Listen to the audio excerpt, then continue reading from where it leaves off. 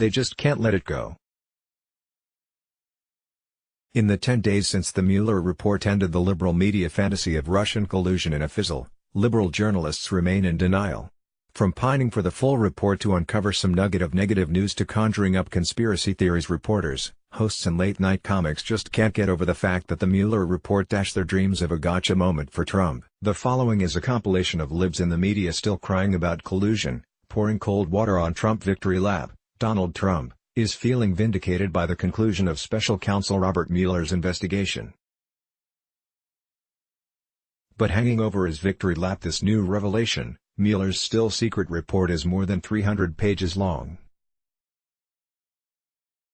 And that is fueling new questions about the Attorney General's brief summary, just 4 pages. Substitute anchor Cecilia Vega on ABC's World News Tonight, March 28. It was a doozy of a Trump rally, almost an hour and a half long, a packed house.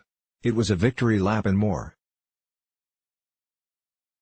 But if you expected generosity or magnanimity in victory, well, this is Donald Trump, and there was a bit of vengeance in the air as well as victory, as the president promised to pay back his enemies. The president there brushed aside the argument that while Mueller found no Russian collusion, he didn't actually clear the president on obstruction of justice charges. It was Attorney General William Barr who said Mueller's team lacked the evidence on that crime. But this was a night the president was celebrating, punctuated the moment with a bit of profanity. Correspondent Terry Moran on ABC's Good Morning America, March 29. From the time that the Mueller investigation began, President Trump told rally crowds he never conspired or colluded with Russians, and boy, did those crowds believe it. Last night in Michigan, he acted as if the Attorney General's summary of that underlying report was essentially his good housekeeping seal of proof. For a president who loves to tell the nation and the world he's always right, President Trump relished his first campaign rally after the completion of the Russia investigation. It was a profane victory lap. Correspondent Major Garrett on CBS This Morning, March 29. Trump only technically exonerated the special counsel, did not find a crime when it comes to conspiracy. I'm curious if you think the president is exonerated from all of these things, allegedly asking Comey for loyalty, allegedly telling Comey that he hoped he could let Flynn go, telling the Russian ambassador in the Oval Office that he got this Comey thing out of the way, the public asking for help. The president's behavior, while he's technically exonerated from a crime, is he exonerated from his behavior as a president? Moderator Chuck Todd on NBC's Meet the Press, March 31. How dare you point out we all got it wrong? Just because you're sucking up to Donald Trump, and just because power is all that matters to you, and just because you will justify everything that man does, and just because you are corrupt, just because you're not a journalist, just because you have sold your soul to a personality, don't knock reporters at the New York Times or the Washington Post or the Wall Street Journal or the broadcast networks for doing their job right. Host Joe Scarborough on MSNBC's Morning Joe, March 26. Patting themselves on the back. Clearly, half of the country, 40%, 45% of the most intense Trump supporters would say that we have been terrible. And then I think the rest of probably the majority have done a really good job of it. And I think the media, the press, has done one of the great reporting jobs in the history, especially of covering a presidency by the most news organizations. Let's look at where disinformation and mistakes and lie have come from. Hasn't come from the press, it's come from the President of the United States and those around him. CNN political analyst Carl Bernstein on CNN's Reliable Sources, March 24. What matters most? Trump hurt Mueller's feelings. Did Robert Mueller deserve better from the president than this kind of language and behavior? Let's talk about the president's behavior. He trashed him, Mueller, for 2 years. Does he owe Robert Mueller an apology for that kind of rhetoric? Co-host Savannah Guthrie's questions to White House Press Secretary Sarah Huckabee Sanders as aired on NBC's Today, March 25.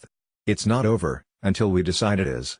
While the Mueller investigation may be over, plenty of others are not. The president's facing multiple state and federal investigations, including by the Southern District of New York, federal prosecutors in D.C., and the New York Attorney General's office, examining the Trump Inaugural Committee, the Trump Organization, and possible campaign finance violations involving former Trump attorney Michael Cohen and hush money payments.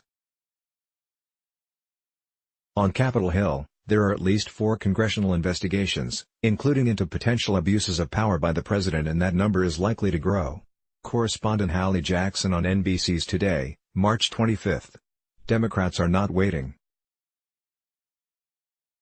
While they continue to fight for the Mueller investigation, they are plowing ahead with scores of their own separate investigations, looking into everything from conflicts of interest to abuse of power to the president's finances. So the fight for the president and administration here on the Hill is certainly far from over. Correspondent Mary Bruce on ABC's Good Morning America, March 25. In addition to investigations launched by House Democrats, federal prosecutors in New York are looking into whether the president may have committed any sort of fraud in his business. They're also looking into his inaugural committee and potential campaign finance violations. And all of this is in addition into investigations in D.C. and New York into possible tax fraud and questions about whether or not the president may have accepted foreign money through his hotels. So while the Russia investigation is over, the president's legal problems continue. Correspondent Paula Reed on CBS This Morning, March 25. Mueller failed us, but we'll still get Trump. These guys are failing in their fundamental constitutional duty. Is it going to take Alexandria Ocasio-Cortez to have to come and tweet something for them to get all worked up? Defend democracy. Right? What's the army motto? This we'll defend. They should be saying, right now, I don't care what's in that report, we're going to go to town and we're going to find out what the facts are. And you know what? We were attacked. That's one component of it. But the other things, the most corrupt administration in the history of the United States, we're going to find out because this nation is far better and worth the effort. MSNBC counterterrorism analyst Malcolm Nance on MSNBC's AM Joy, March 23. Tyrant Trump host Joy Reid, in the end, Malcolm Nance, what Donald Trump wants the most is legitimacy. He wants to be seen as legitimate. You heard the great John Lewis, legendary John Lewis, say he didn't see him as a legitimate president. That's what Trump wants. Malcolm Nance, yeah, but you know what? Donald Trump is legitimate. He's a legitimate tyrant. He's a legitimate dictator in waiting. I mean, he's a legitimate autocrat. You know, I was thinking about this a moment ago. I'm from Philadelphia. I was raised in the history of the American Revolution. If he starts housing soldiers in our homes, he will have fulfilled all of the intolerable acts of King George III. So, we may have to, you know, refer to the Declaration of Independence. MSNBC's AM Joy, March 23. Mueller should have grilled Trump before grand jury. This report was concluded without interviewing the President of the United States in front of a grand jury. Now, there was plenty of legal reasons perhaps that Bob Mueller decided not to go through with that. Will that be known as a mistake or not? Does it at all bother you that he never did try to subpoena the president in front of the grand jury? Host Chuck Todd on MSNBC's MTP Daily, March 22. What about that Moscow Trump Tower thing? This investigation did not arise out of thin air. If there was no collusion, why did Donald Trump and why did his administration and why did everybody close to him lie about contacts that they had with Russia throughout the course of the campaign? And I guess the answer to that may just be pure basic greed. He wanted to build a tower in Moscow. He may be a guy who just stumbles and bumbles around. There were several lies that, again, probably centered more around Donald Trump's business dealings. Pure greed probably accounts for much of what we've seen over the past few years. Morning Joe co-host Joe Scarborough on MSNBC Live, March 24. Can Dems still impeach? Host Joe Scarborough, does this conclusion make it more likely that Democrats will move to impeach the president if they get the information? Washington Post reporter Robert Costa to Democratic Rep. Pramila Jayapal, it's going to be, I'll ask you. It's going to be a fascinating question. If you get new information from the Mueller report but you don't know the president's intent with regard to obstruction, would you still move for impeachment if you think this paints a picture of obstruction, even if you don't know the president's intent? MSNBC's Morning Joe, March 25. Give Trump the asterisk?